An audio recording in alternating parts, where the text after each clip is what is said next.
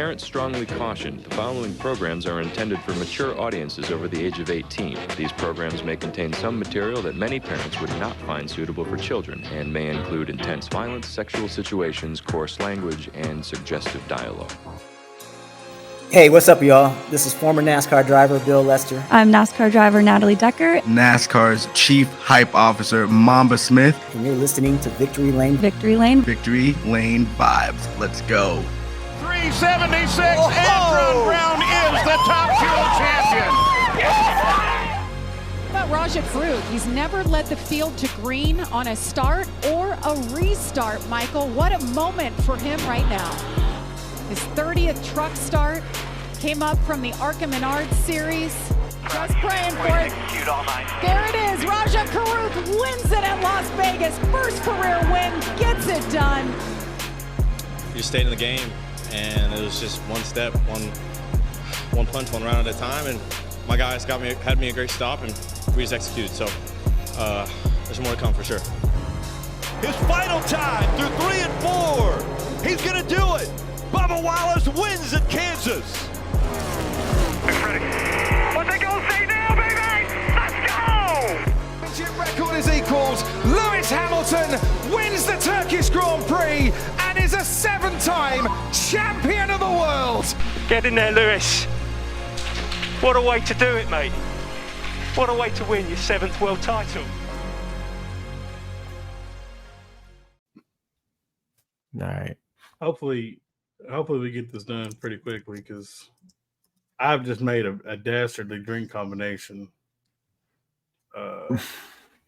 It is 1 can of Cayman Jack canned margarita and a can of Red Bull strawberry apricot.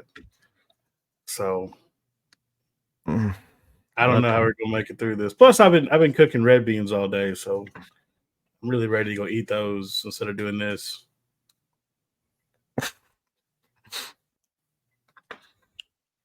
Yeah, we gotta get off of ARC, man. This is what happened. It's doing that thing that we did last time, where it's being like extra laggy for no reason. Oh, I didn't have that problem. Maybe you need to update. All right, we'll all be off cam. It's off cam. None of us are on cam. I was gonna be till Jared left. I can't be the only one. Yeah, I broke my. There's an update available for it. That's what 2 weeks off gets you, an outdated computer. All right. Y'all ready? Let's roll before Carl has to call the number. I'm fine. I'm okay. Welcome to another episode of Victory Lane Vibes. We are your hostesses with the mostesses. We're back. And of course, there's mass controversy that we have to come back to after our 2 weeks in Cabo. But it is what it is. It's Jared, it's Art, it's Bonte, it's Carl, and we're here after some terrorism by the RCR team. How are we doing this? Are we doing the calls now? We doing the races? We doing the calls later? We got calls? Yes, we do have calls. Oh man, what a hell of a show to come back to. Yeah, baby, we back. It's dealer's choice. You pick. My you know what?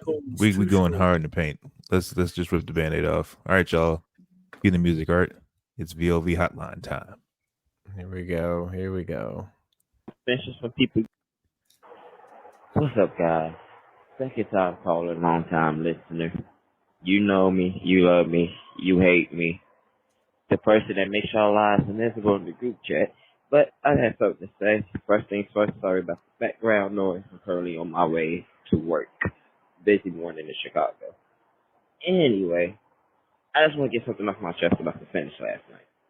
Austin Dillon is a no-talent hack who shouldn't even exist.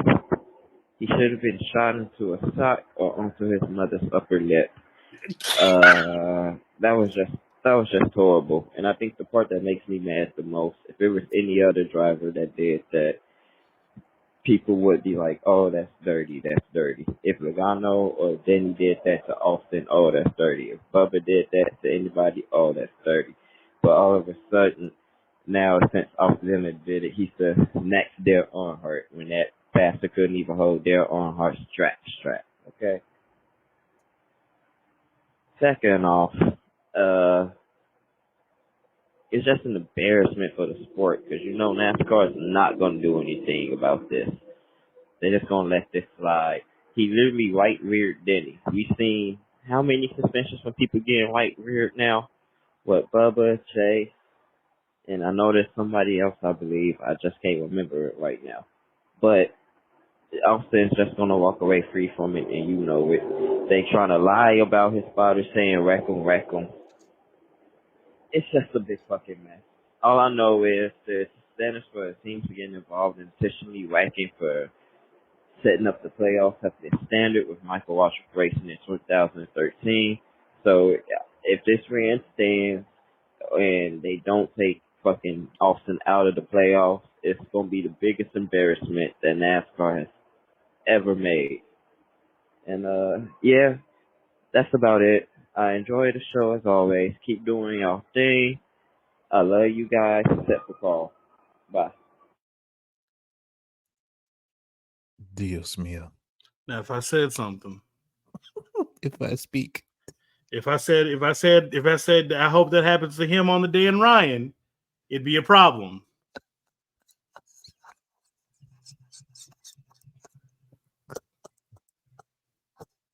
It's all right. Oh God. I'm so afraid to ask. Are there any other calls? There's one more call. Yes, it's well, I expect it to be a bit tamer than the first one. We pray, but here we go. Hey, Victory Lane Vibes. This is the old boy BJ Morgan here again. First of all, hope you all had a wonderful,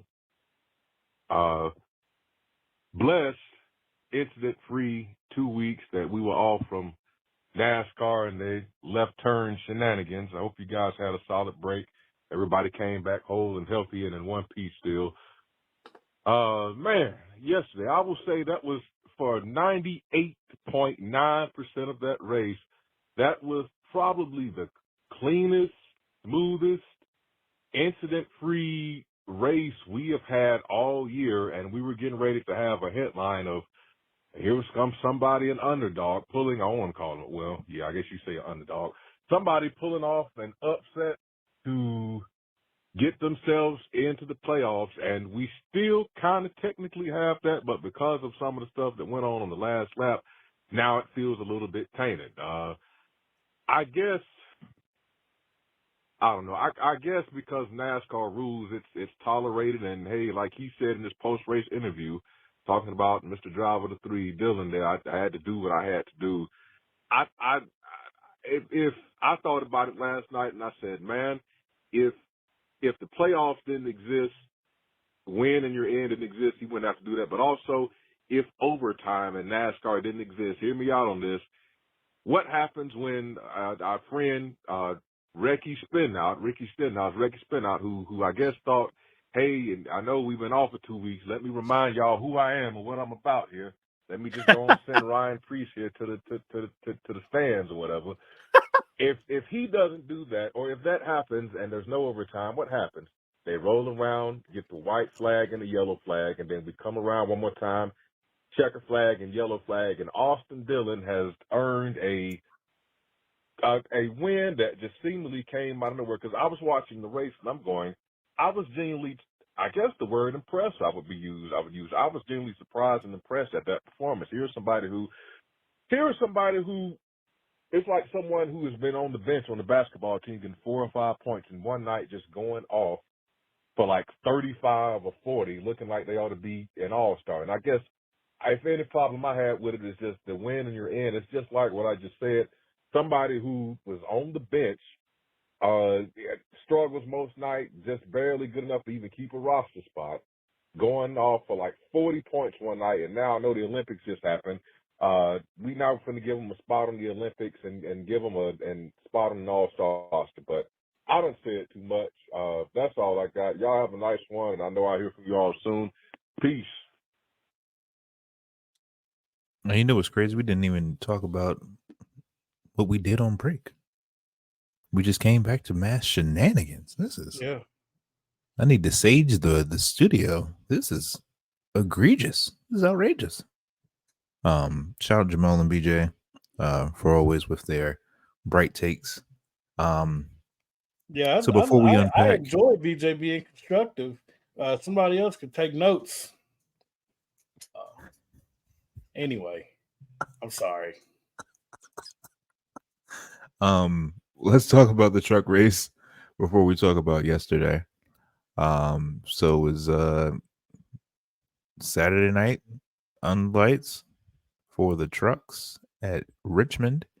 Tom Majeski goes back to back and takes home the checkered flag of the Clean Harbors 250.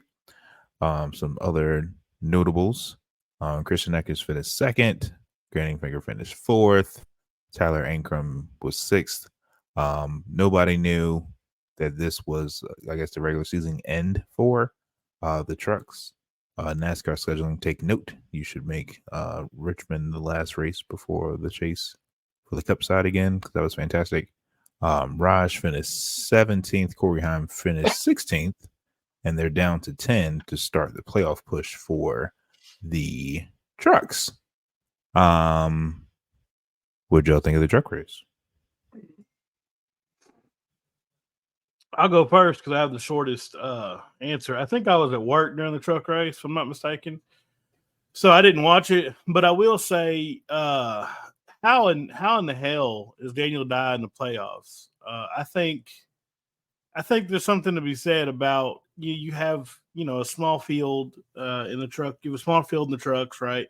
You have less competitive trucks, and you have a guy that has been piddling around the last couple of years, and this year, he got a pole and won top 5 in 15 races or whatever, and somehow, like, if by some insane luck he could potentially contend for a championship, that's kind of crazy to me. I think they need to go away from that and go back to, a season-long point thing like it's always been. I don't know. Anyway, no, from what I saw, I mean, it seemed cool. I guess, Lane Riggs finally decided to show up. Tom Majeski, I guess, apparently is only good at tracks a mile and under. So yeah, that was about it. Vontae. Didn't watch it, but I did keep up with some highlights. I heard it was pretty okay. I heard it was Caution Fest. Congrats to Tom Majeski. Man, it's getting better. Liberty every year is getting better. Had it for Raj. They had the car he needed. Still don't know how the hell Daniel died in the playoffs, just like what Carl said. But yeah, that's truck fear. Get ready for playoffs. Mm-hmm. Man, I guess I'm the only one that watched it. I guess I think it wasn't a required viewing this week for some folks. Apparently not. Had 2 weeks off and took another day. It's crazy. Anyway, all right, let me go. It's just like Black Luke. Go Can ahead. I go? No. Yeah, go ahead. We're gonna talk about Monopoly. No. Anyway, y'all didn't let me know about that game. That's how y'all feel. Oh, don't worry, brother. Nobody played. Don't worry, brother. No, well, I'll say something about that in a second. But go ahead. Oh, thanks. Yeah. I watched this race. It's a bit of a wreck fest. It was weird. There seems to be something amiss. I don't remember the truck series having that many accidents in 3 and 4 at Richmond in the past. I mean, maybe I'm misremembering, but a bit of a wreck fest. I think this is one of those wins that it's just a nice, solid momentum booster for Ty going in the playoffs. He's one of those guys that's really separate himself, right? The truck series really seems to be a case of the haves and the have-nots when it comes to wins, at least. I think Corey Heim and Eckes took the lion's share of them in the regular season. So for him to get that win, I think it'll be a nice boost for him. With trucks being the I guess, shortened or modified playoff system, that's a bit weird to me, but whatever. So yeah, get all the points you can. Disappointed for Raj, although he did get a couple stage points. They got 5 or 6 stage points. So not a total loss, but that truck just did not seem to have what it needed late. I mean, other than that, it was a solid race, actually. I feel like it's solid, but not spectacular. There were some moments where they went 4 wide and maybe even 5 wide going into turn 1. I could be, again, misremembering, but it was a good race. I thought, I'd rather be watching Xfinity, but if you turned it on, there were worse truck races this season. So it was a pretty solid show. So yeah, good race, solid race. Solid race. Which leaves the playoff standings as such.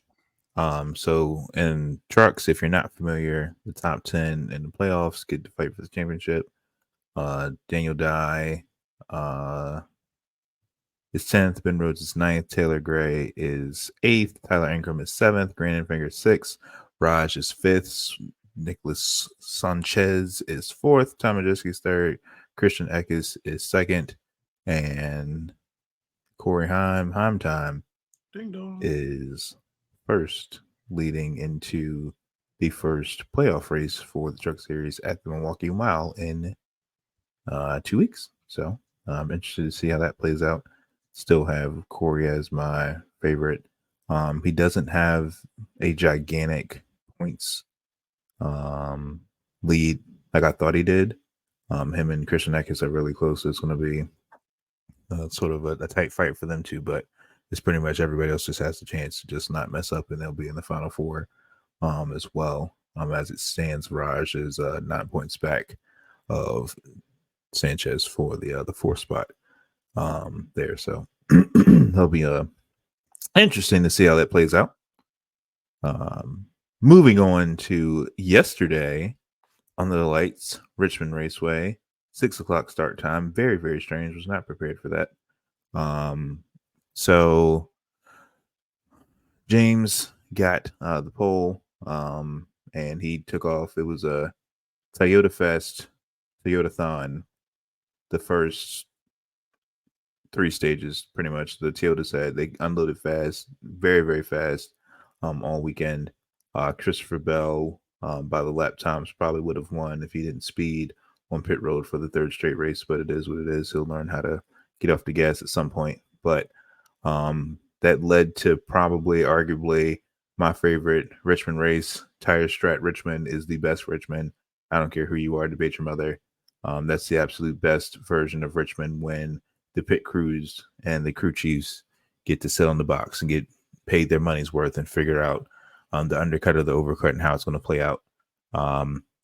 Daniel Suarez was the first one to take the Reds, and he looked like he had an extra 100 horsepower. He was out like a light. So shout out to them for playing that super well. They were the first ones to get on them. They got back off of them. The whole rest of the field went red at the start of stage 3. They went back to the primaries, and then they flipped back over and got back up to to finish 6th, I think. Is where he finished last night. But all in all, it was a fantastic Richmond race. To BJ and Jamal's point, as they said, I thought I was gonna make it home in record time. I was at the track. We was in the press box chilling. I was talking to some cohorts of ours for some other media outlets. And then I saw the 47, and I was like, uh-oh, what's he about to do? They wrecked right in front of us, and I was like, well, ladies and gentlemen, we have NASCAR Overtime, sponsored by Credit One Bank. And I'll say this before I let the panel share their takes and we go off the rails, because I know it's coming. But Austin Dillon had arguably, like I said, if Christopher Bell wouldn't have wrecked, got that speed in Pitley, he had Austin Dillon had the second fastest car last night. By the lap times, it didn't seem like they had to do many adjustments to the car. They unloaded quick. I swear they must have got him and Kyle Busch's car confused, because that was definitely supposed to be Kyle Busch's car that fast. And had he won it on merit and stomped out the field on merit, he would have gotten a round of applause and a standing ovation from me. I would have tipped my hat to him, because that would have been an amazing thing for RCR to do. However, he must have been listening to Miley Cyrus coming to the green in overtime, because he came in like a wrecking ball, and he got a trophy. Whether he keeps it is yet to be determined. We'll find out later in the points report later on this week. But also Dillon wins the Cookout 400 at Richmond Raceway. Arthur, I'll let you go first. Thoughts, opinions? I thought this was a pretty solid race, especially for Richmond and especially for this car. Everything up into the last caution, I enjoyed. I do like the two tires, the two types of tires. Uh, I'd like to see how this tire fares at some other places before I'm fully on board with it. And I also wonder maybe if they stagger or not stagger, but alter the number of sets you get for each. Like maybe they go 3 and 3 instead of like 4 and 2 or something like that. But anyway, I really enjoyed a lot of this race. The only negative I had for it up into the yellow was that I do think it was still a bit too hard to pass unless you were on the opposite tire or super late in that run. So if you were late on the hard tire, you were making up ground. But in like the middle part of the run, I just feel like it was kind of hard to pass again, unless you were like Suarez on the Reds. But it was really good. I like the strategy. It seems like we've had a lot of races. I feel like the only two types of races we've had pretty much have been either strategies or green, white, checkered. So we got a little bit of both out of them. You know, that seems to be NASCAR 2024 racing now. But for where we are and for a place that is so bad, apparently, air quotes, that we're supposed to be losing a date for it, I thought it was a really good race. I enjoy races that start in the afternoon and go into the night. I just kind of wish they had that race on a Saturday instead of a Sunday. But yeah, it was a really, really solid race. I feel like there were some people who were just completely snake bitten. Besides the finishers, Truex blowing up, that's not great for him. Ty Gibbs kind of struggled a lot. It seems like he's kind of been falling off the last couple of weeks. I know he had a couple engine failures, but then this week, I mean, he just was terrible. Got lapped, I think, pretty early in the race. And then there were some folks that just had really bad strategy calls. I think the 6 went on the Reds and went really long on them, which seemed to be the worst possible choice in stage 2. Got lapped, never could get back up to near the front. So there were comers and goers for sure.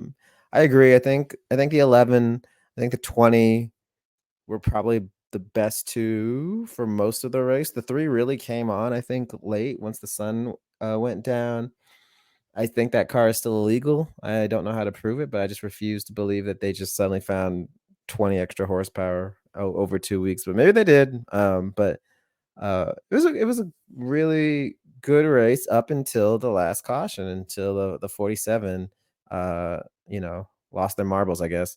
But yeah, no, I liked it up until I didn't. So I'm sure we're gonna have a separate segment for the finish, I'm guessing. Yes, no, maybe so. Yeah, I got something put together for that. Okay, we've got props, we've got slides. So yeah, no, up until that end, I enjoyed it. It definitely felt like you're there's like a ticking time bomb of like, when do you put the Reds on, right? Because like you see how quickly Suarez is passing through the field, and I think McDowell was the other one. Like he started at the tail end of the field and like knife through it in no time. So you're just kind of looking at the clock, wondering when are they going to put him on, right? We're getting through stage 2, getting to stage 3. Who can hold it long enough and wait it out? So like that was like a cool bit of strategy, and I know other racing series like F1 do that with the different compounds. So I'd like to see it tested somewhere else just before I'm fully on board with it everywhere, or as a regular part of the series. But I think it was a good idea to try, and so I will. Shockingly, all episodes I will give NASCAR credit for something. I give them credit for trying that, and hopefully they bring it back and use it somewhere else. Bonte. All right. I ain't gonna hold you. This is probably one of the best Richmond races I have watched. Obviously, there was no passing. Gotta get the shit together. But other than that, I ain't gonna lie. I kind of messed with the option tire and the prime tire. I thought it was cool. Daniel Suarez, he had a bad fast car. I ain't gonna lie to you with them tires. Even if them tires literally helped them, literally being in the top 5 mostly. It's kind of same thing with McDowell as well. Austin Dillon, oh Lord. Now, if you would have said, I'm gonna be honest with you, I hate Austin Dillon. I don't care. I'm an Austin Dillon hater, still to this day. I'm gonna be honest. But if Austin Dillon would have won fair, if Austin Dillon would have won Ferris Ground without wrecking someone, man, I'm like, dang, he really did won. Congrats to him, I guess.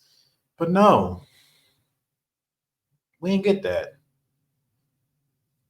Wait, I'm gonna talk about the we're gonna talk about the segment, the end of the segment, but that right there was, anyways. Overall, the race is good. Enjoy it. My boys did well, unless besides Christopher getting the speedy penalty. Bro, slow down. I like you, my boy, but slow down. Other than that, yeah, it was a pretty cool Richmond race. Carl? Yeah. First of all, I just want to say to Arthur, if you have any ill will in your heart, brother, please let it go, because I love you. We work together in close proximity.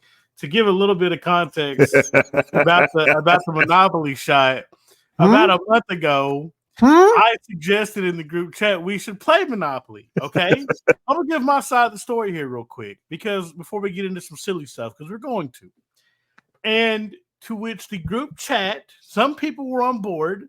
Arthur, mind you, did his due diligence and found a free version for us to play. Some people were uncommitted. Now, Friday came. We had made plans to play it on Friday or Saturday. That day came. Nobody said a word about it. I went on about my business. I wasn't going to beg folks to show up. Arthur held my feet to the fire because I did not do that. And then I said, okay, we'll do it next week. The same thing happened. So am I at fault? A little bit, potentially, because it was my idea, but I wish no ill will against my brother in here. I wanted it to happen also. So I'm also just disappointed as he is. And really and truly, I think we have the mutual shared enemy of Jamal, because somehow this is his fault and not mine, because he's not here to defend himself. So I just want to put that out there. Now, while I have the floor, the racing, I wasn't even going to watch the race at first. I have no interest in watching a non-Bristol short track race or less than a mile and a half race in this car anymore. I have not. This year, I didn't really last year, because it's just, the same stuff. And the differing NASCAR is committed to this car. They know it sucks. They are going to ride this thing out as long as they can. If you've seen Dr. What is it? Lovejoy or whatever it is, where the guy rides the bomb at the end of the movie it blows up. That's NASCAR in this car. So there's not going to be any radical changes brought about X, Y, and Z, especially in the middle of a very serious charter negotiation. That being said, I do think two tire compounds at short tracks and road courses are a great, intermediary option in the meantime. I think it's fun. I think it's fantastic. It made last night interesting because, like I said, I didn't even watch the start. I tuned in somewhere around where Truex blew up, maybe beforehand. I don't remember, because y'all were hyping it up in the chat, and I was like, okay, let me look this up. Jarrett, who was there, was doing his due diligence on the pod account, and I'm following the pod account, and I'm like, man, this seems kind of good. So, I will say kudos for the first time in a long time. Shout out to Goodyear. Kudos to Goodyear. Kudos to NASCAR for coming to this solution.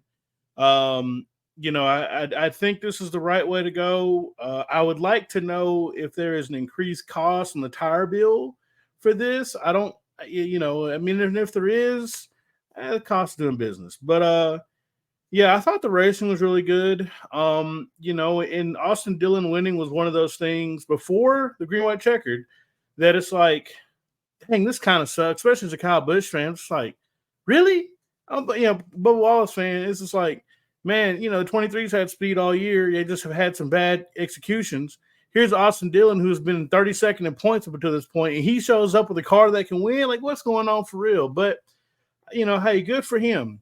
And then all hell broke loose, and then my feelings on the finish changed vastly, so much so that I spent part of my day making a slideshow about the finish and collecting data and all this other kinds of stuff so we can talk about it.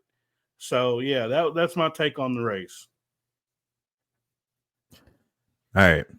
Now I'm gonna ask you: we doing a slideshow before or after this next question? I'm gonna ask you. Okay. Let's talk tires, and then we'll get to the finish in a second. So, Art and I were at North Wilkesboro where they first tried this, and I feel like it didn't work because they literally had just repaved North Wilkesboro, so it was kind of no point.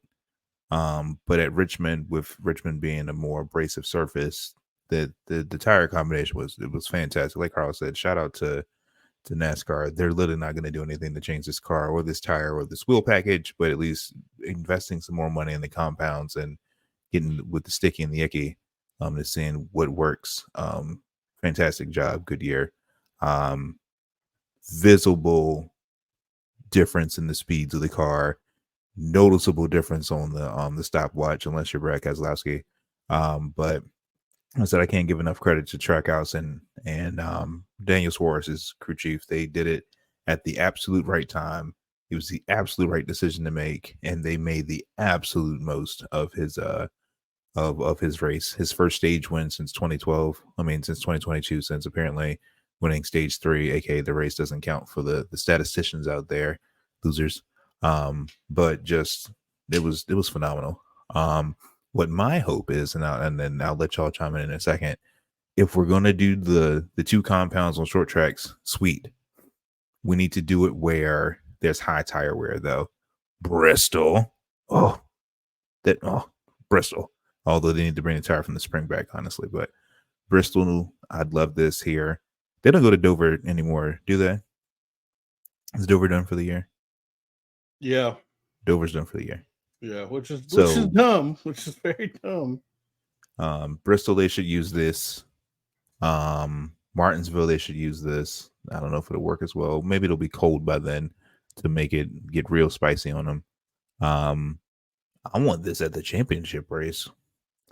If I'm subjugated to watch another cup race at Phoenix for the umpteenth time unwillingly, I want this to be the tire there. So I guess they'll use it at Bristol. And that's it. Bristol, Martinsville, and Phoenix. Yeah, I guess. And then we're done after that. That's wild. But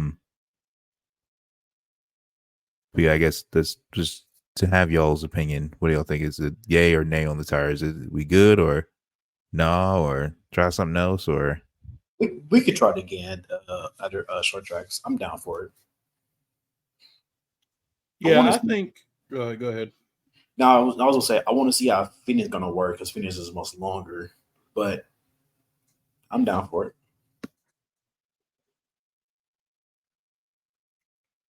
All right. Yeah. So, I'm sorry. Is it our turn?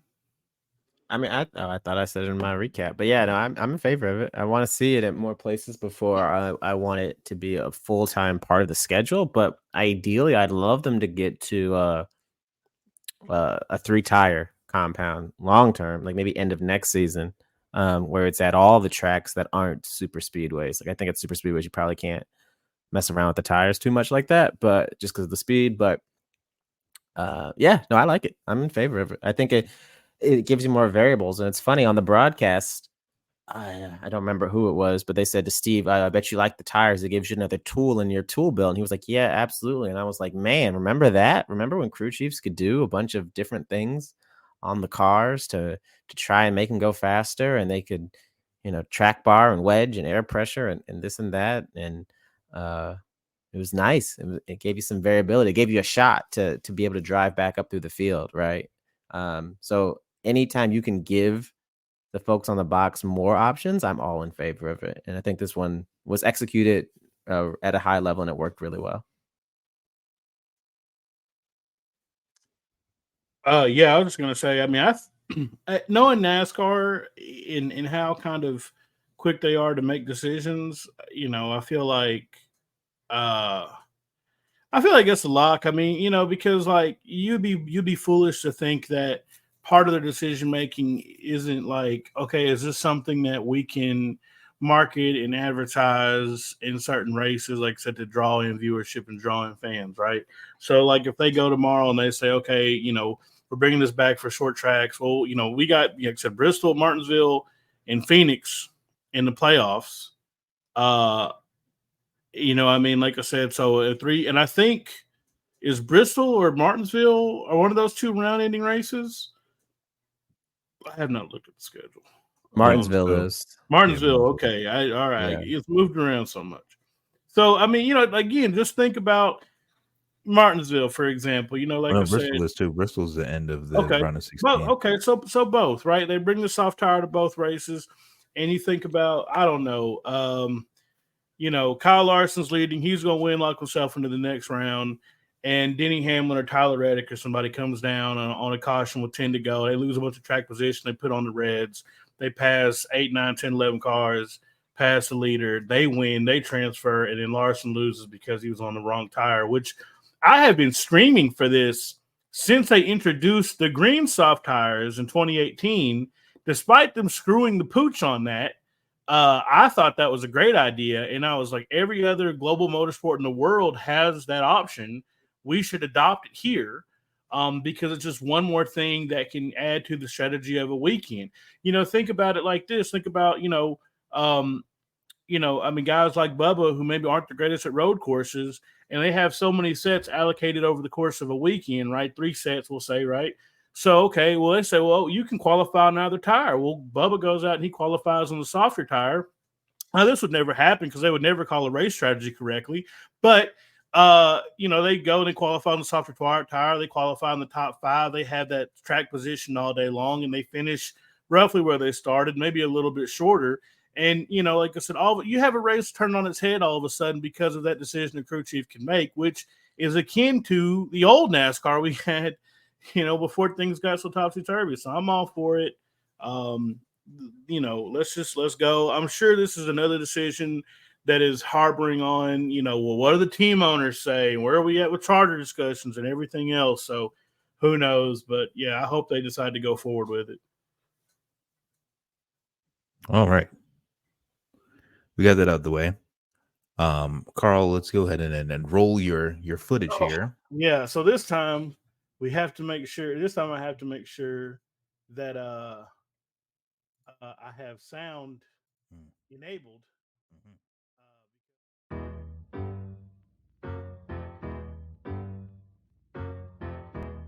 Hey, so that'll about do it for that part of the podcast. I decided to go ahead and leave most of the video element out of the audio because otherwise it's just nearly an hour of us rambling and watching clips you can't see. I did leave the discussion at the end because I felt that was important. So we're going to cut back in right when we get to the end of it and have the discussion. But hey, you're more than free. Go give us a check out on our Twitter and our YouTube. The video is posted there, so you can sit there and watch it. I wanted to make sure everybody got a chance to look at it separately, but I didn't want to waste your time having to listen to something you couldn't see. While I got your attention, though, I do want to take a moment and talk about, you guessed it, our friend over at homefieldapparel.com. Now, look, do you think you might be escaping the ad read because you're not listening to the video portion of it? You're wrong. But I do want to say they have these new items called the kickoff boxes. Just to get the college football season started, they have them for a bunch of schools. Home Field, if you don't know, let me back up a little bit, is a vintage collegiate apparel company based out of Indianapolis, Indiana, the home of motor racing in North America. And they not only do they do vintage motorsports apparel, but they also do vintage collegiate apparel. That's sort of their bread and butter, what they do a lot of. And they've got these kickoff boxes for your favorite school. Obviously, I'm from Arkansas, so I got one for the Razorbacks. Now, let me tell you what's in these kickoff boxes. You can get a t-shirt, a long sleeve, a hoodie, socks, and a koozie. That's just in the regular one, but they also have a platinum one. And what the platinum kickoff box offers that the other one doesn't is you also get a hat as well, but you get the platinum peak, or the platinum pass rather. So when you get this for your school of your choice, like I said, it could be, Tulane, Alabama, the Tennessee Volunteers, the Arkansas Razorbacks in my case, you also get an exclusive 2024 Platinum Pass, which guarantees you early access and 20% off premium football release of the 2024 season for the school of your choice. the deals just keep getting better and better over at Home Field. Like I said, they also have the Motorsports Collection, the Hendrick Motorsports Collection, still got that going strong. The Indy 500 Collection, the Arrow McLaren Collection. Now, they might be playing musical chairs, but they still got plenty over there from Home Field. So get on over to homefieldapparel.com and use our code while you're at it, VLV24 at checkout, or 15% off your first order. Tag us on Twitter, let us know what you got. Now that we got that out the way, we're going to go ahead. I'm going to bring you guys in to the end of our discussion here so you can hear the really important stuff. And, of course, Arthur's rant.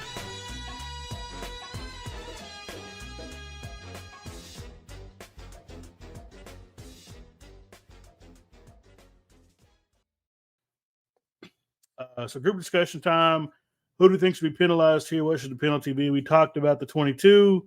What do you guys think about the 3? What should happen there? I'm glad you asked. I'm going to be thoroughly upset, disappointed, and outraged if Austin Dillon is not on his sofa for the Michigan International Speedway race and potentially Daytona. I know it's not going to happen.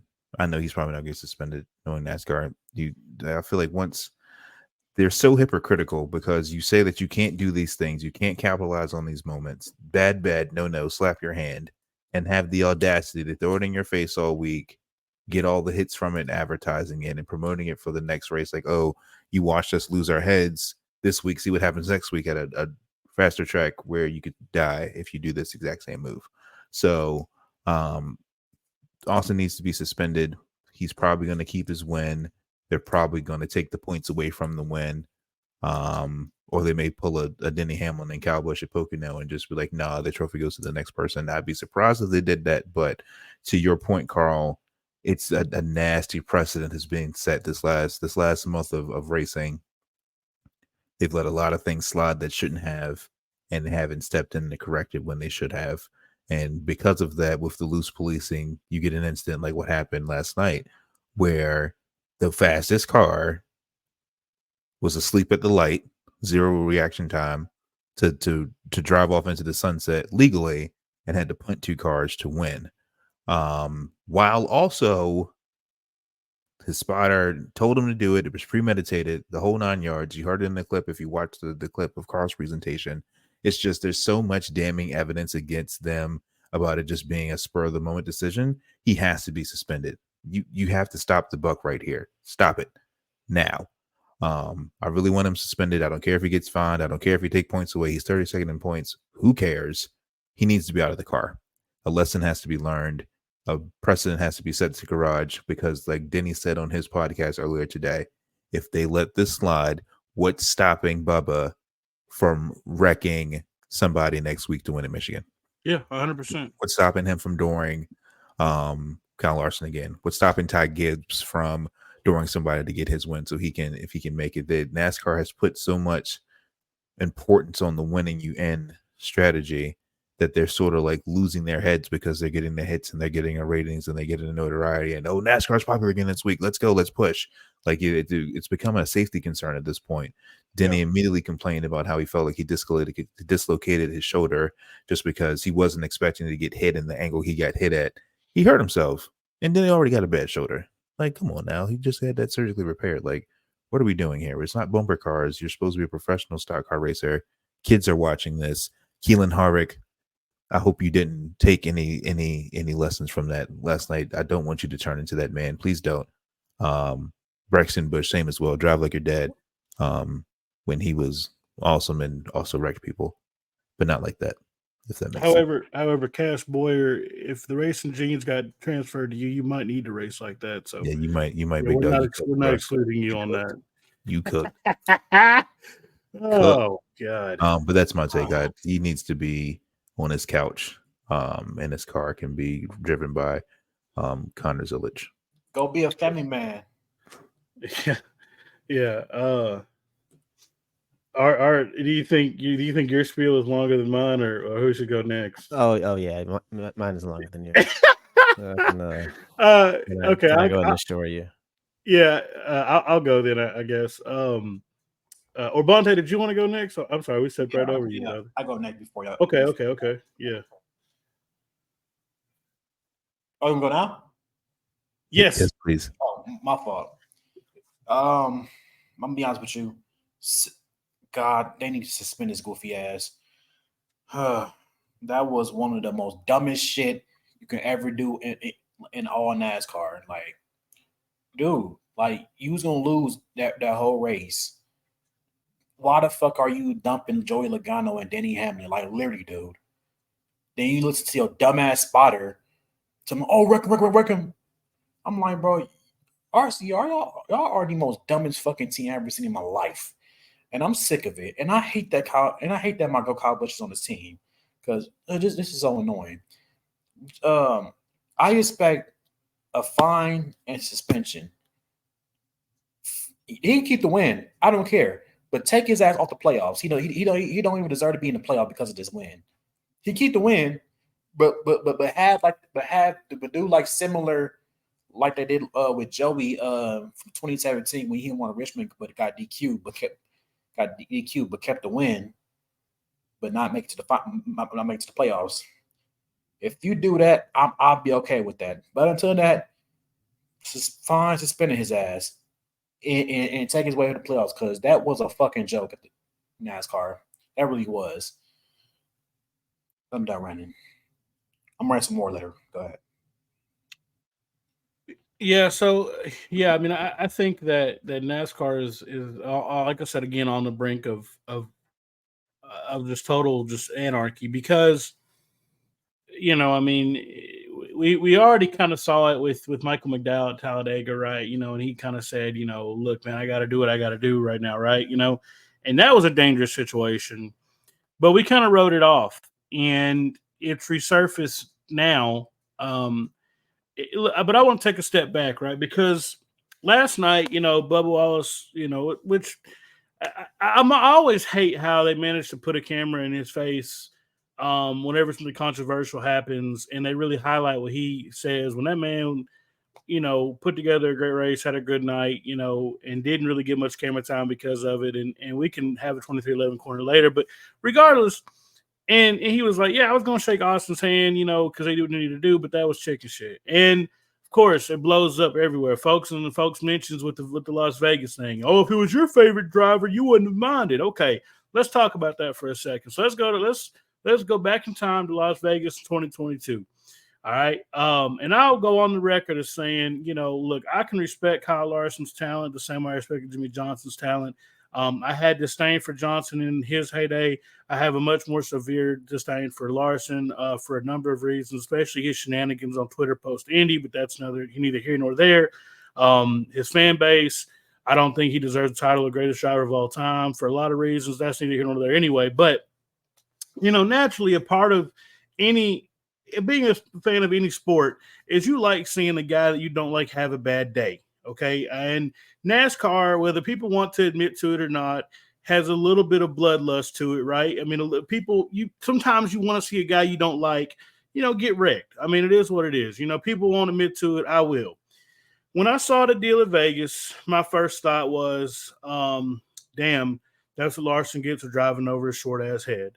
Then I thought about it and I was like, I understand Bubba's anger in that moment, but I'm severely disappointed. I'm very embarrassed. And as much as I'm sort of glad Kyle has gotten his just desserts in a way, although I felt it to be extreme at Las Vegas, you have the 45, you have your Kurt Busch is retired now because of a similar hit that Larson took. I'm just like, man, it didn't have to happen this way. I hate this. I'm very embarrassed behind it. NASCAR announced the decision to, suspend him after we've already had guys right rearing people earlier in the year. They made an example out of Bubba. And I said, okay, I respect that. If Bubba Wallace had done this last night, my initial reaction would have been, man, I'm glad we get a race win diecast now. Beyond that, I would have been like, man, I wish he could have done this literally any other way. And beyond that, I would say I'm very disappointed. I don't feel like that's in his wheelhouse anyway. And I don't know if that's in Austin Dillon's wheelhouse or not. And then I would have also said that, I think a big component of Bubba Wallace would have done that is the pressure on them from the playoffs and the box that NASCAR has put them in. And that I'm sure that played into what happened last night with Austin. Either way, I would have accepted a penalty, whatever they called for, and been in agreement.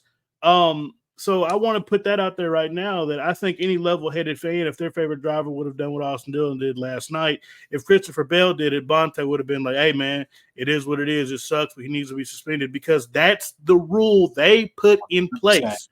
They put in place. So NASCAR put this rule in place, and if you are now telling me that because it was situational, it was the last lap, it wasn't done 100% of malice, or whatever the case may be, that he is not getting the same treatment for the rule that Chase Elliott broke, for the rule that Bubba Wallace broke. If he is not getting that same treatment, all hell is breaking loose. And I promise you, I'll put money on it right now. If Austin Dillon races at Michigan, whoever is leading with 5 to go at Phoenix in the championship will not win the title because they will get stuffed firewall deep into the outside wall come the end of the race, and there's nothing anybody can do about it.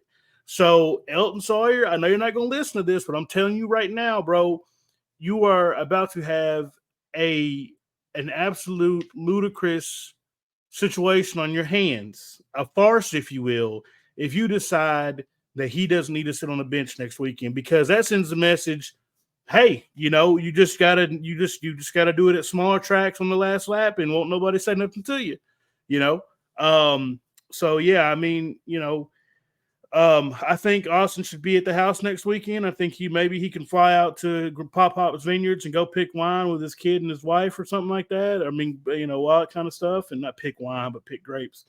And do something, bro, because no, absolutely not. So he deserves to be at home next week. And now all I can say is, NASCAR, I hope you're happy you got what you wanted, right? You wanted these Game 7 moments, and where everybody told you, I said in 2013 when they announced this in the offseason, I remember I said to people I said, what's to stop somebody from wrecking somebody to win and get in? You know what I mean? And we've seen small variations of that. We saw it with Ron Newman and Kyle Larson in 2014. We saw it in 2020 with Kevin Harvick.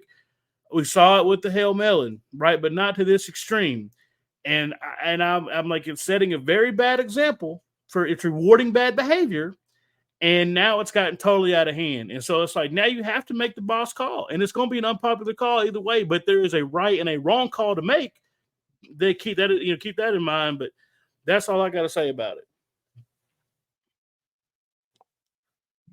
So I want to just start by saying I appreciate everything that's been said here. And I appreciate a lot of the discourse and commentary online. No, look, what's funny is I'm not even going to give you what you think you're going to get. I'm going to start with the beginning with the question Carl asked about what should be the results for Austin's punishment. It should be pretty simple. You can keep the win, you can keep the trophy, but you don't get the points. You get suspended. You don't get a waiver. You're now 26th in points. You have to either win again or point your way into the playoffs. And you get a big fine. Anything short of keeping him in the playoffs for this, I mean, this sport is cooked. Like, this sport is actually cooked. The reputation of the sport is absolutely on the line with this because it's so egregious. I cannot recall any point, any race where you dumped not one but two people coming to the line. One, sure, like Joey's done it. People have been moved throughout history, like whatever. And yeah, I agree. Like, I could accept. I don't like it, but I could accept the Joey move because it's been done before. There's a precedent there. I think it's a talentless move. It doesn't take any talent to use someone else's your brakes. But I can accept it. But the right hooking, which we have audio proof of the man saying hit him, and he turns left. We have the SMT that shows him turning to the left, and then he hits him. This is such an open and shut case. Like, you could not have clearer evidence. Like, this is caught in 32K. Like, forget 4, forget 8. Like, this is the most caught you could have someone. anything short of him admitting, yeah, right, hooked him on purpose, like anything short of that, like you have it all. This is so obvious. So I just think you have to get this right. I admit this is I'm speaking for an audience of one of myself, but I mean if they just go business as usual, or if they just give him a 50K fine, 75K fine, whatever, like I really might be done because I don't want WWE auto racing. 100%. Like I really, and I've talked about this on the show before, but like my faith in this sanctioning body and the credibility of this sport, it continues to wither on the vine. And Yep. this is just, you gotta get this right. Anything less, you can say, okay, you keep the win. The history books will show that Austin Dillon won this race. Whatever, fine, sure. Or even vacated, because a lot of the chatter was like, well, who do you give it to? Like second place, third place, fourth place, like whatever. I don't even care about that. But you cannot tell me that a guy who's run 32nd all week, all season, can just do that because they find a lick of speed one week and now they're going to get to compete for a championship. Like I'm not here for it. I've been an adamant hater of the playoff system for a long time. And you know what? For NASCAR, this is really the chickens coming home to roost. This is the winning in and boys have at it, had a baby, and it was on Richmond coming out of turn 4, because this is the consequences for you continuing to encourage this type of racing and never fact checking, never putting any kind of a stop to it. It's always just been fine. Keep doing it, whatever. The only person who got any kind of trouble was Kenseth. And he wasn't competing for a championship at that point. So like, what was the point? Like, you have to virtually end someone's season for this to stop. Like, you're going to sit here and tell me that, Ross Chastain's move is illegal, but that's legal? Like, I can't. I refuse. I will not do it. You will have me to Phoenix and then I will peace out and fade away. Like, I'm serious. I'm so serious. Like, that was terrible. Like, that's terrible. And like, on the one hand, do I not like Austin Dillon? Yes, absolutely. I think he's a scrub. I think he has been coasting on his genetics for about 10, 15 years. He cannot win a race without some kind of shenanigans, whether it's hooking someone, as he's done several times now. This isn't the first, and I don't think it's the second time he's done this. Yeah. But whatever, the fact remains is that if he did not race in a series where winning was the only thing that mattered every week, that probably doesn't happen. I really don't think it happens. Like, you are continuing to put these guys in this pressure cooker and continuing year after year, week after week, to turn up the temperature to where now it's literally the only thing that matters. And I said this on the show a couple of weeks ago that I hate it because now if my driver runs 10th, it's a shit day. If he runs 3rd, it's a shit day. Yeah. Like, nothing else matters. And I am so less invested in the field if they're not in 1st, 2nd, or 3rd, because it doesn't matter. Like, finishing 20th and finishing 8th, there should be some difference there. And on paper, yes, there is some difference. The points payout is different. But the reality is that it really doesn't matter. And like, I'm sorry, but racing, that should matter. This was the equivalent of, a team went 0-16, and on week 17, they break the leg of the defensive lineman and throw a Hail Mary and they catch it. And like, okay, now they're in the playoffs. They get to complete for a Super Bowl. Like, if you sit down and explain this scenario to someone who doesn't know NASCAR, I guarantee you they would scrunch up their face and just be like, what? That's stupid. But why? Like, he only won one race and like he was shit all season long. And you'd be like, well, it's good for the ratings, right? Like, we're getting new fans, right? Like, I said the other couple of weeks ago, I was like, when your spouse stops fighting, like, that's the point you should be worried. Like, I'm at the point I'm not fighting. Like, I'm not going to get on here and cuss up and raise up a storm about it. I'm just saying, like, if you don't do anything about this, and anything being you're suspended, no waiver, win again. Like, if you give him a fine, it doesn't matter. And we all know it doesn't matter, right? Like, If you suspend him and you let him stay in the playoff, it doesn't matter. Like, they'll get someone to fill in the seat, and they'll still get paid a shit ton more money for finishing 16th in the playoffs than 26 where he would have. So, like, what is this? What is this a punishment, right? Like, it doesn't matter. So I look forward to seeing what happens. But like again, the credibility is on the line because this is not the first or second or third damning decision that race control has made or not made. And maybe I'm gonna bounce around, but maybe it's time to actually just do away with the whole green white checkered.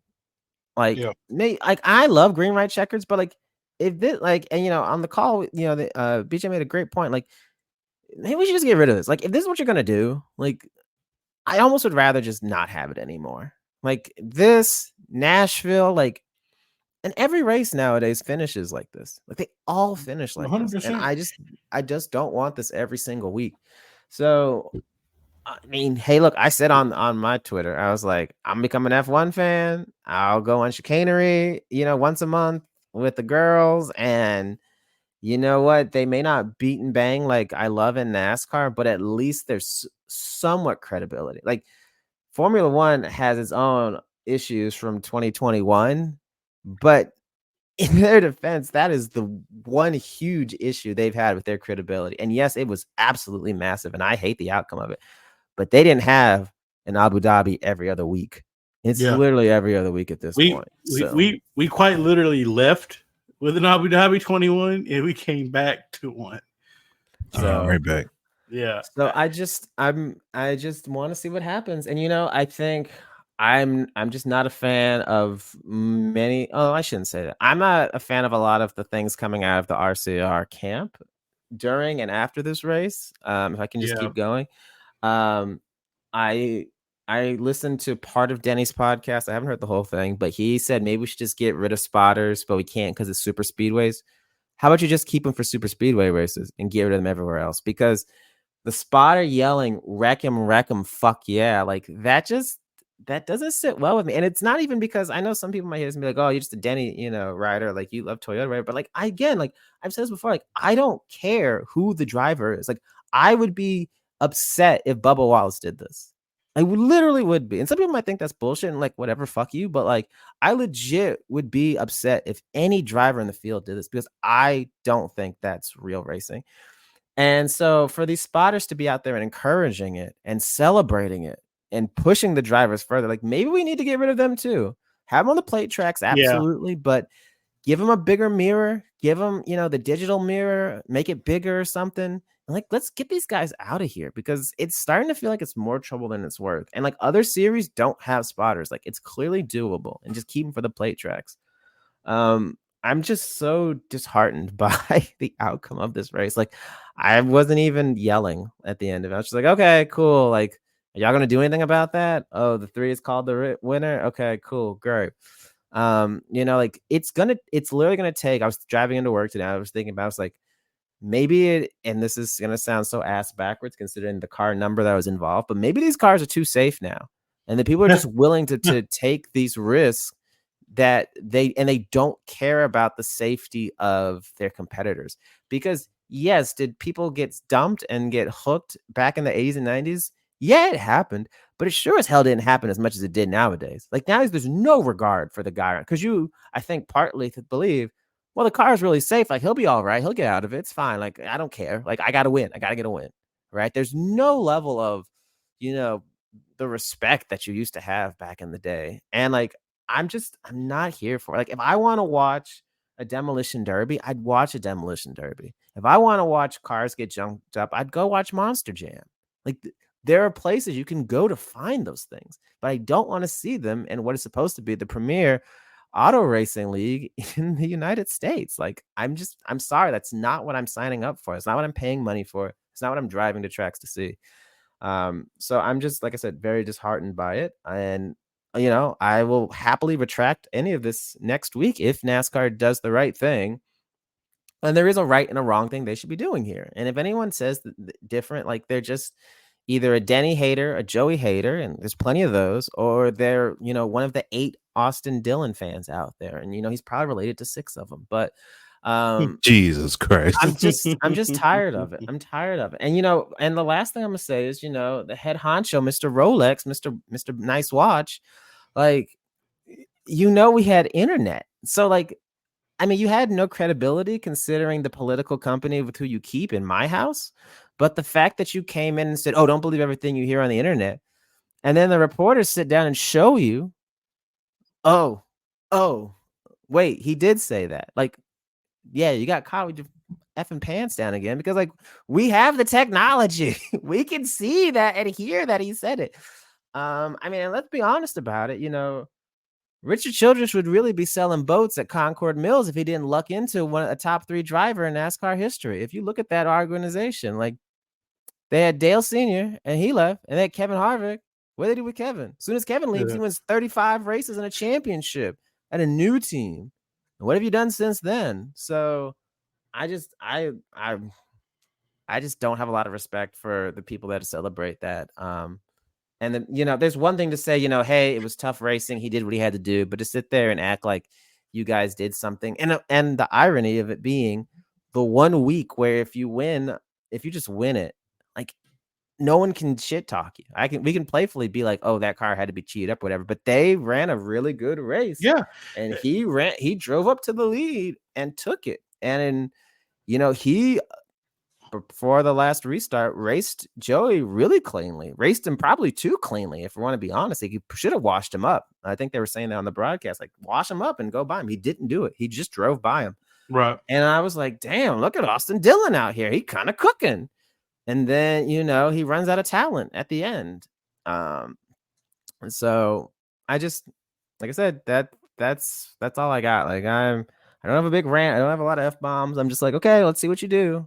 But yeah, like I said, the reputation is Swiss cheese at this point. It's a plastic bag and it's full of holes, and you want me to carry water in it. And it's like, hey, I'm just not gonna do it. And I choose to believe there are other fans out there that slowly but surely are feeling the same way. So I look forward to seeing what happens. But it sucked. Could have been a great race, end on a good note, and it did not. Yeah. Yeah, I mean, I do want to say that, it is always kind of ironic in a little bit that, Richard Childress was one of the guys that was like, if you want to kneel for the anthem, you can get on a damn bus. And then he's also the guy that, no politics and sports for thee, but not for me or whatever, or, vice versa. And, but yeah, I mean, my thing about it is this. I kind of, from a penalty standpoint, I will say I kind of feel like that in a way, him winning and knowing that they would be in the playoffs is kind of exploitation in a way. I don't know how to describe it exactly, but yeah, it just feels like I don't know. It feels like if the season wasn't on the line, as they say, which I mean, he's going to be a first round exit anyway, unless he gets incredibly lucky.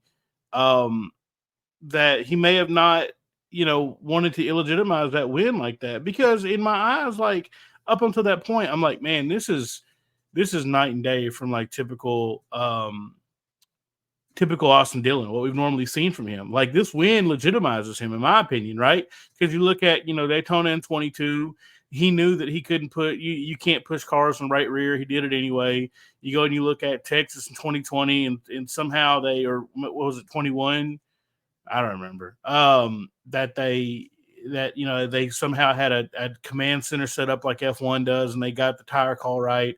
You look at the 2018 Coke 600, he hooks Eric Almirola. You look at 2017 Coke 600, or I'm gonna say 2500, the 17 Coke 600 to fuel win. And I was like, dang, this might legitimize him as okay, maybe they don't need to bring in Austin Dillon after all. And then it just got ruined the very next second. So, yeah. I'm going to cut this real quick, but I need us all to hold on for just 2 minutes. You guys just twiddle your thumbs. I'll be right back. I'm going to cut all this out, though.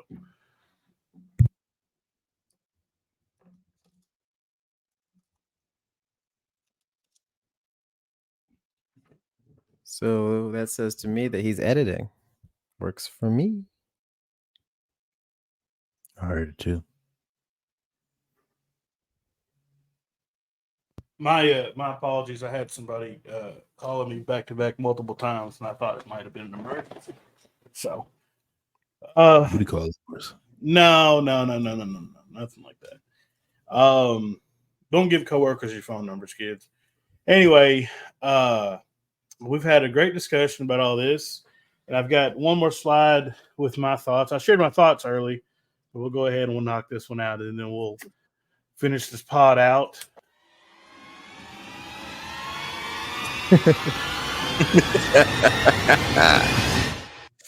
That's who I think needs to be suspended. All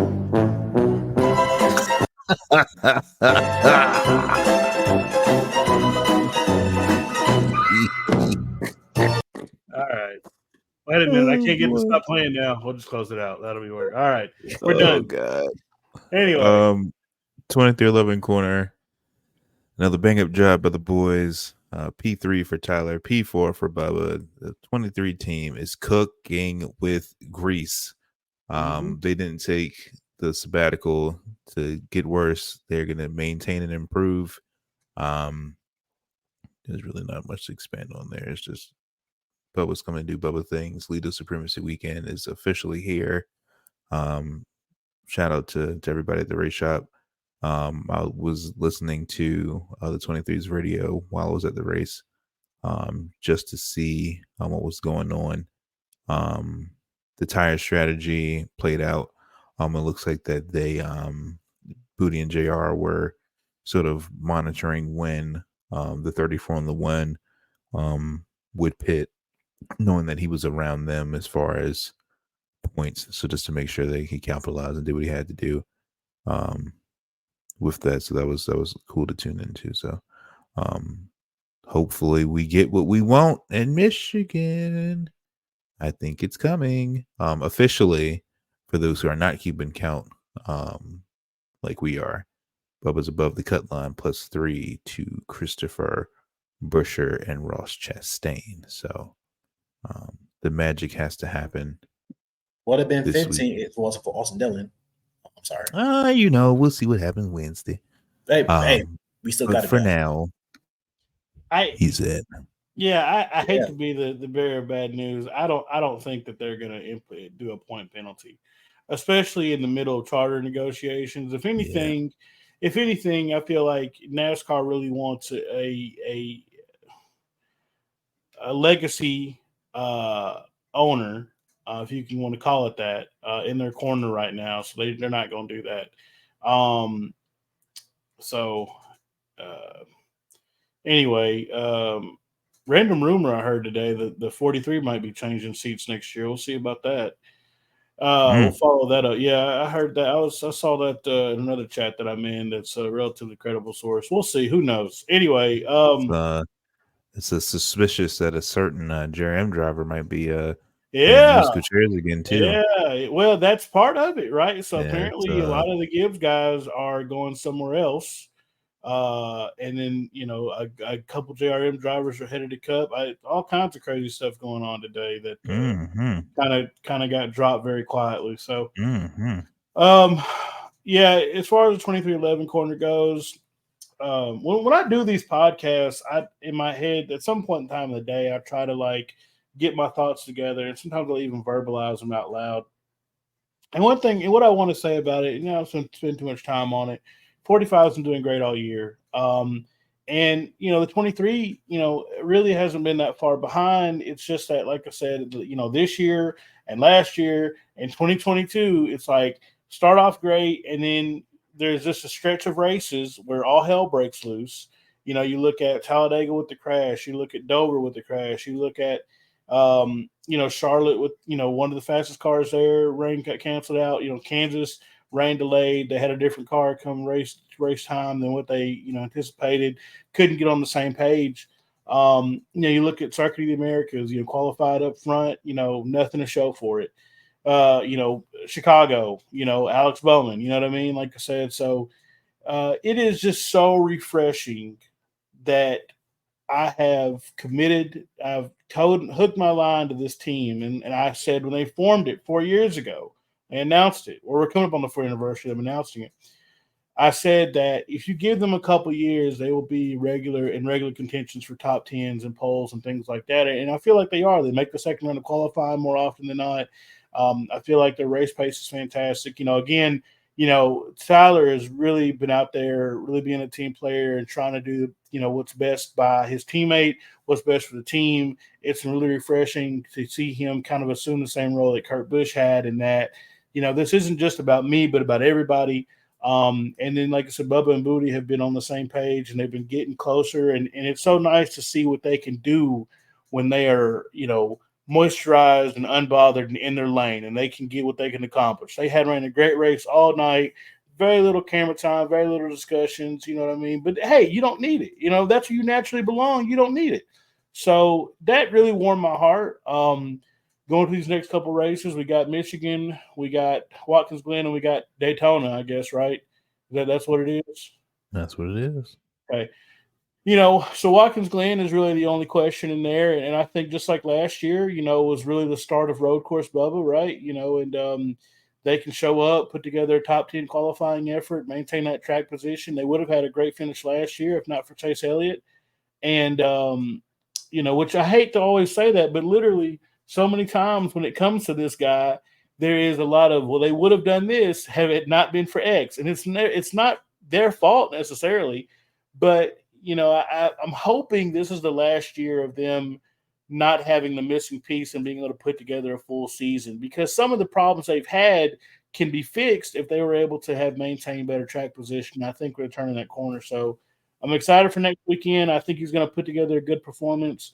Art mentioned earlier, and I meant to say this now, I'm looping back around to it, that this sport is so hard to watch now because of all the systems put in place that are supposed to reward racing for every position, really only reward winning, right? Stage breaks, like I said, the winning in the playoff system, stage points, X, Y, and Z. And so, honestly, it's really hard to watch when your guys in an immediate contention to win, because nothing else really matters in the grand scheme of things. And I'm always cautious to talk about a win. I would love one, but I would be happy with a performance like we've had the last couple of years there, where he's finished, in the top 5, top 3, top 2, whatever the case may be, and just execute a little bit better. And I think, they could be in that conversation. But, yeah, I mean, just ready for the team to get in the playoffs and see how deep they can get, and especially with, all the charter conversations going on. I know a good playoff run for them is going to probably boost Denny's morale a lot as far as this new agreement goes. He seems to be kind of towing the line on that a lot. So anyway, that's my whole ordeal. So lights too bright. Damn, I didn't get a chance to speak on Twitch live recorder, but okay. Vontae did not get a chance to say it's all right. It's okay. They'll win next week. No, real fast. No, I got you, bro. Yeah. Real fast. Excellent performance between Bubba and Tyler. Not only that, first top 5 for Litos ever this in the Cup. I noticed that. So happy for them. First top 5 in Richmond about time, because he'd been there with speed. Just the performance not going well, but now it's there. Yes, sir. Up the point, he literally up the cut line. What a fucking comeback, man! What a comeback! But we ain't done yet. We got to keep it going, and that's it. Yeah. Okay. Lights too bright. Goes to Carla Joy. Yes, sir. But it also goes to fucking Austin Dillon. You two hack bum who want to wreck people just to win. You ugly. Okay. His brother's on the way too Saturday, I'm doing too much. The household can Austin Dillon, you get like some right up the ear. You took over the joy. I'm done. All right, who's your lights too bright? My lights too bright. The easy one would be to say race control, but I'll say the spin house. What are we doing? Like, how you wreck from a lane and a half up, not racing for position? Like, how did that even happen? This is your fault, dude. Like, all of this is your fault. All of this angst, the reputation of NASCAR. Let it be known that the last shreds, the last bastion of NASCAR's reputation as a legitimate racing organization was ruined by Ricky Stenhouse wrecking a lane and a half away from a guy with 2 laps to go. What a story to tell. Just riddle me that. Like, in the annals of history, they'll say this was the moment and it'll be his fault. Like Austin Dillon, yeah, you did it, but like he put the weapon in your hand. He gave you the situation. So yeah, I'll give it to them. Yeah, I'm gonna tell you right now. So while I had that situation, I heard Art say what I was editing this week, which is fine. But just know that you're getting the old Adult Swim. This content may contain some subject not suitable for all viewers because we've been going at it today, boy. But in place of censor beats. But yeah, my light's too bright. It has to go to Ricky Stenhouse Jr. I said it a year ago on the show at Homestead, bro. What the fuck were you doing? I really had to ask myself this, man, bro. It's 2 laps to go. This position does not matter. You're not making the playoffs, bro. I don't even know how you're signed to another contract next year because I don't even know if your team's going to have an owner next year. We don't even know about that story. And there's no telling what's going to happen with that. We've forgotten all about that now, but I don't know what you're doing, bro. I haven't known what you've been doing out there since 2012, since you were at Charlotte and filled in for Trevor Bayne when he had Lyme disease, of all things. He got bit by a flea or tick, and you tore the car up at Charlotte. I haven't known for over 10 years what you've been doing out there, and I sure as hell didn't know last night. Because, bro, what? Anyway, I feel like just because you caused the circumstances in which Austin Dillon decided that he just had to do his best Max Verstappen impression, that you should also be suspended next weekend, just to show you to stop altering the outcome of late races or late race cautions or whatever. So that's my light's too bright is to the 47. That paint scheme looked all right this weekend, though. I got one more before we end the show. This dude finna say No, I'm not.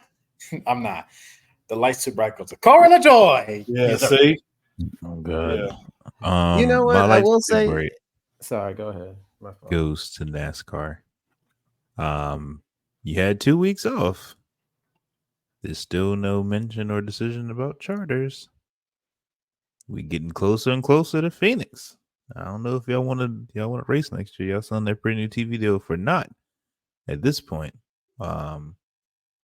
There's 3 charters from SHR up for grabs. JTG don't know what's gonna be a J or a T or a G or some other letter from the alphabet.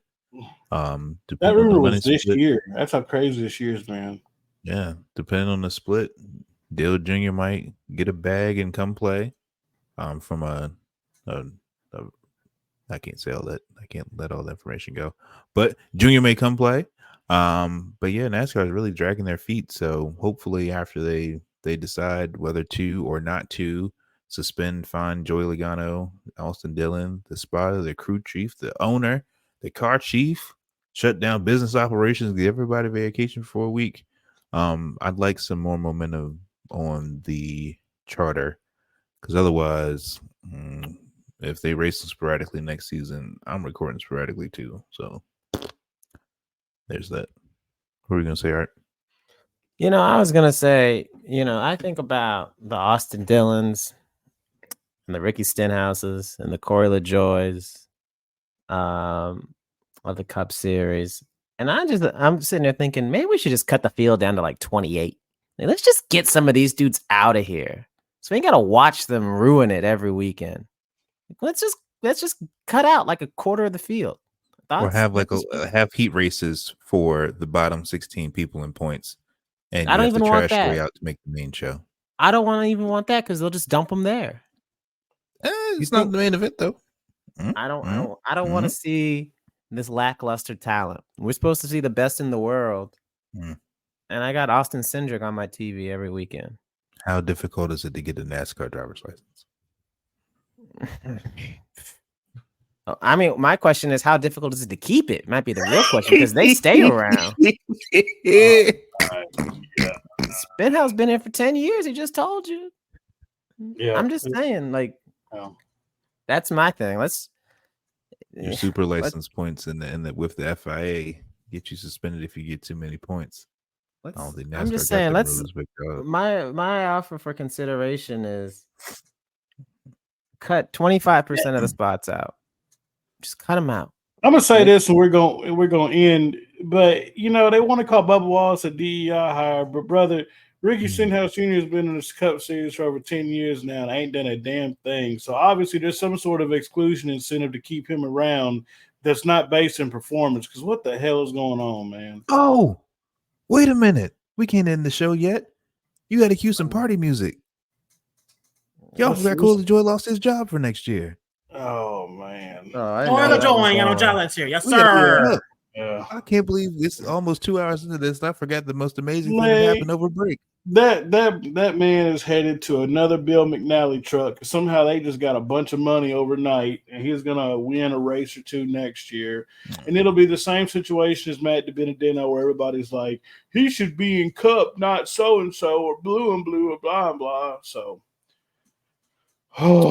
it's also tiresome, bro. I wish I had the attention span to watch GT racing because Jamal just seems so unhappy. The girls seem happy. The girls seem so happy. The girls seem so happy. Yeah, and I'm That's why I'm joining him next year. Yeah, man. Y'all think? Listen, for the folks that made it, hour and 50 minutes. Y'all think I'm bullshitting? That's the crazy part. You know, I tried to alleviate my NASCAR woes in baseball. Now the Astros suck. Like I don't know what to do anymore. I'm hiring a replacement now as we speak, Art. So That's fine, bro. That's fine. No, not you. Not you, Carl. You staying.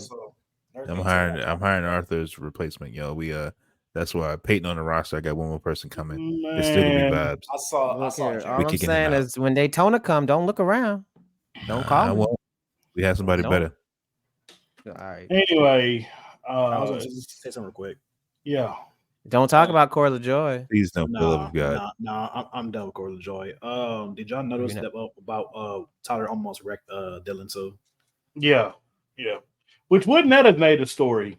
Yeah, I think that would have been more egregious than Tyler was pissed. Wouldn't that have been insane if come tomorrow's Tuesday, if come Tuesday they were like, all right, so the 3 and the 45 are both suspended next week and removed from the results, and somehow that Bubba also wins the race. Right. Anyway, For actions detrimental to stock car racing. Oh my God. I tell you what, man, boomers and Darfs get me hot anyway, talking about Bubba.